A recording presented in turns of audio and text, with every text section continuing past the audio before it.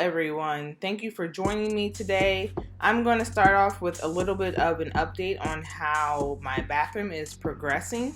Rome was not built in a day, and I don't have a lump sum of money to just run out and redo everything I can, so I'm starting slow. I am going to put up some shelves that we're going to get some crafts going and decorate. These brackets are from Amazon and they are fantastic. They worked out really well. I just wanted you to see them. They are low profile, and I had to put something next to the shower because the space is so tight. I believe it's a 14 by 12. So it wasn't likely that I'd find a pre-made shelf that would fit here. So being able to purchase the brackets and cut down and stain some wood helped get the shelves up. I like these brackets a lot. They came with this leveler. It's magnetic, and that helped me. Although you'll see I'm making a mistake here by putting my brackets out too far because the shelves I made are only 12 inches and not like 14. But it all ends up working out in the end. I'm going to encourage you all to like, share, and subscribe at this time. And let's get to putting these shelves up.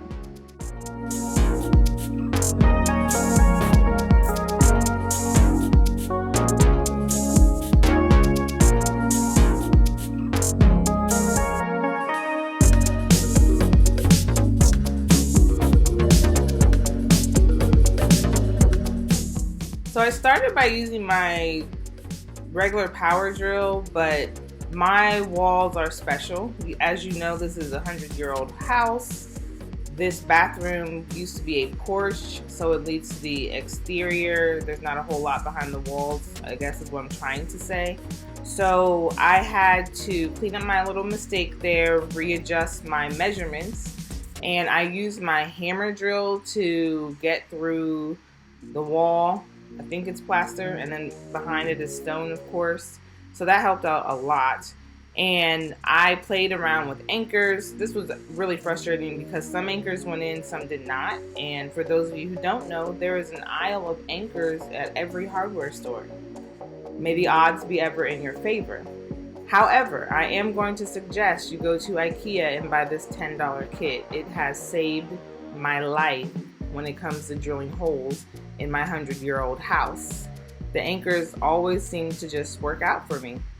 So I'm just going to continue adding on my shelves, the hammer drill, of course, to pre-drill all of my holes, and then I come back through with my power drill to get the screws in.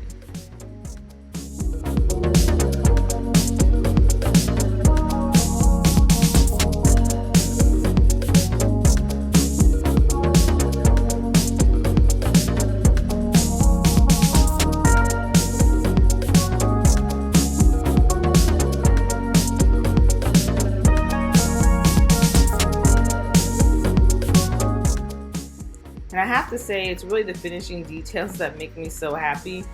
The labor part is not something I'm a super fan of, but that is a part of DIY. So it's satisfying to see my shelves go up in their little cubby space.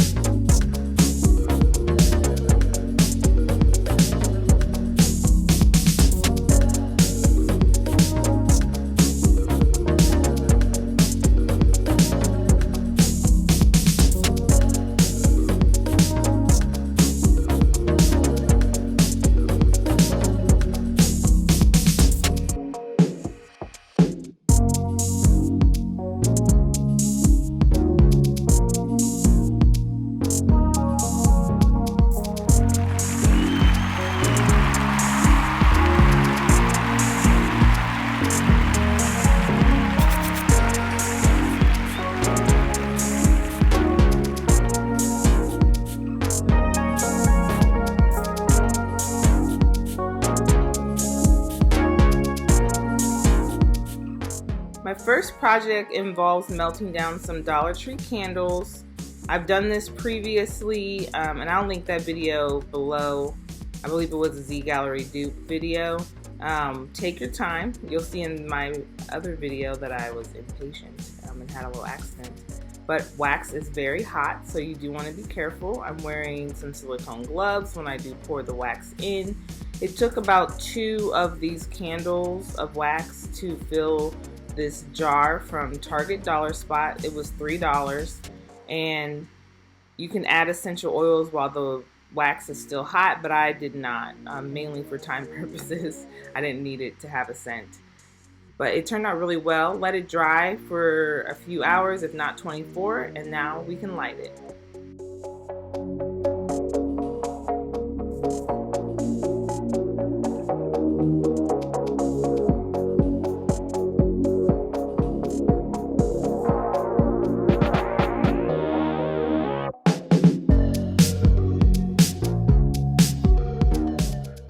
Now I'm going to repurpose those glass containers from Dollar Tree.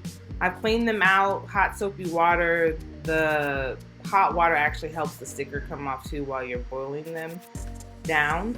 And I'm going to just take some super glue and then go over it with some hot glue and stick these glasses together.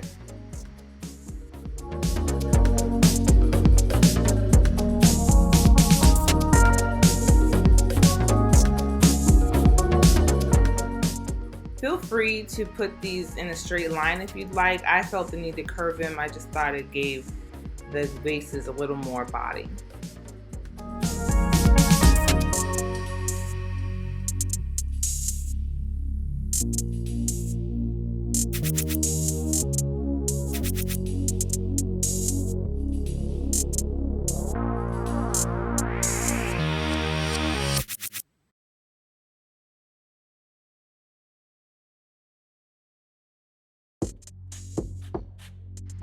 After letting everything dry, I did give it a few hours because of the super glue, but then I came back through with some pearls, also from Dollar Tree, and just started sticking them on the seams between the glasses. This was very relaxing, by the way. Anyone wants to calm down, glue pearls onto glass.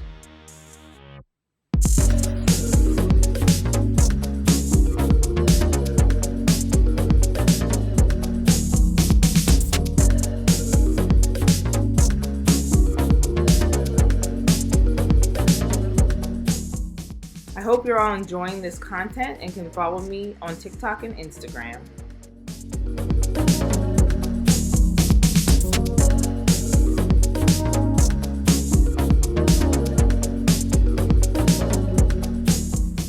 So I just continued laying down the pearls, filling in gaps where I saw them or covering up any holes that I didn't want to peek through. This also worked out well because of course it covers the seams from the glue that I put on the glass. And I didn't have a pattern, so I just kind of went with the flow.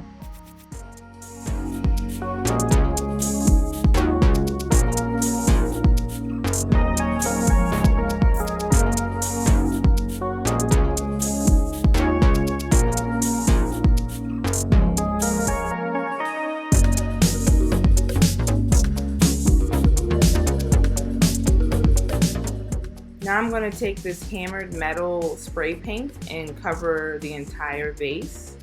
I really like this. It gives it more of an industrial vibe and also adds texture to the glass.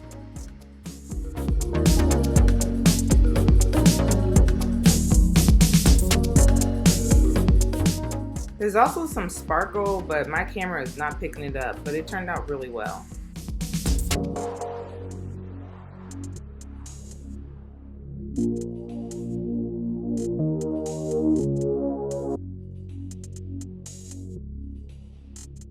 My next project, I'm taking one of the Dollar Tree canisters. These are sizable, by the way. If you do find them, definitely pick up a few.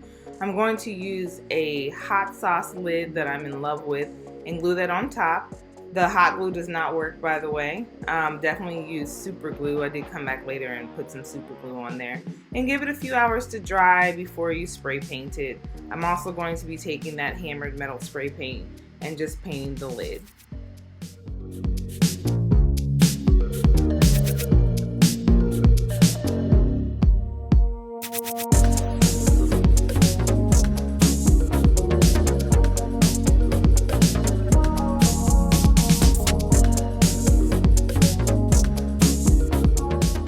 I'm going to take a minute to strongly recommend the hammered spray paint if you want an industrial vibe. It just worked out so well. And I'm just going to put some cotton balls in here. These will be used by any guests that may stay over and use the bathroom.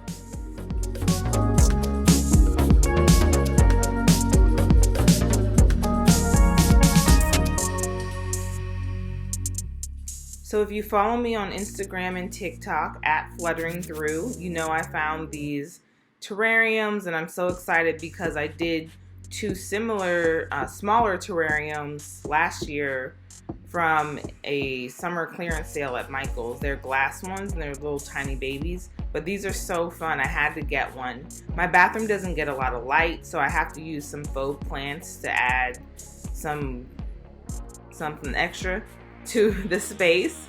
So I'm taking some picks I had on hand. Most are from Dollar Tree. Some again are from that clearance sale at Michael's. And I am going to just take a piece of styrofoam from a Dollar Tree succulent, cut it down, and glue it on the inside of this terrarium.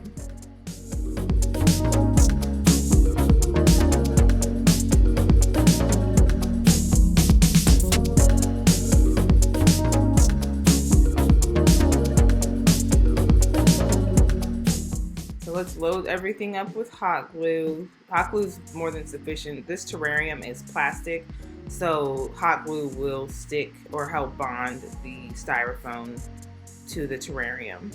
And then I'm going to take some Dollar Tree moss, which I have plenty of, and again add on my hot glue and sprinkle that on top. Be careful, of course, your fingers are exposed, or you can use the little pink silicone covers that Dollar Tree sells to protect yourself, but I'm just going to gently press down the moss on top of the foam.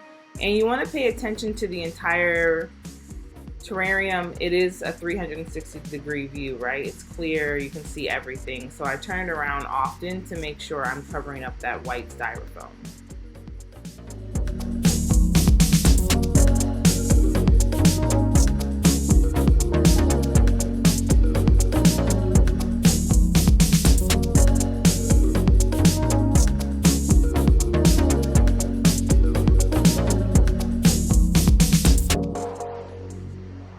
Now to add in my picks. This one is from Dollar Tree, by the way. I feel like whenever I find sophisticated looking succulents, or black succulents in this case, I have to grab them all because they're hard to come by. And I like that sort of moodier look of a succulent.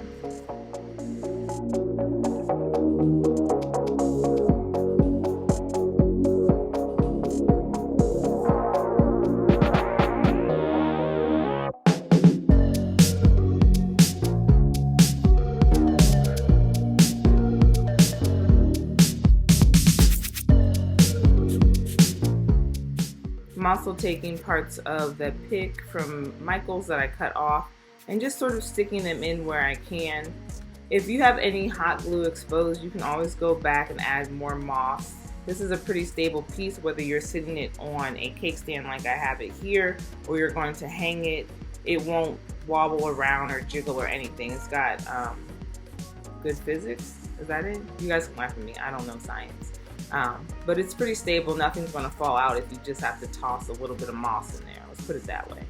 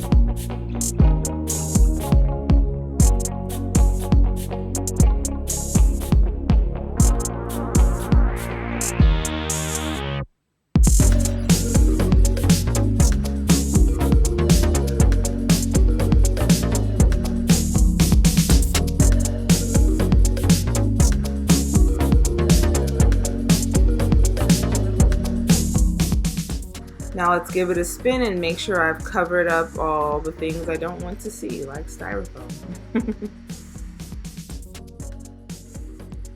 So the top of this twists off, and I apologize, this is so fast for no reason.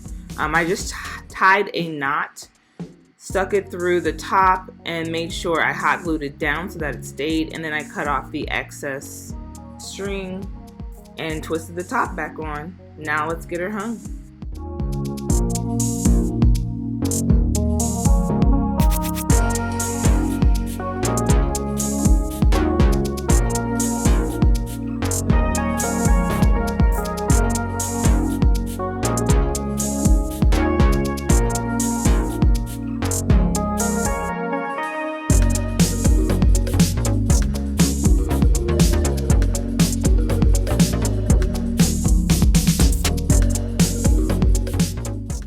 I hope you all enjoyed these crafts and seeing me put up my shelves, and I will see you in the next video. Bye!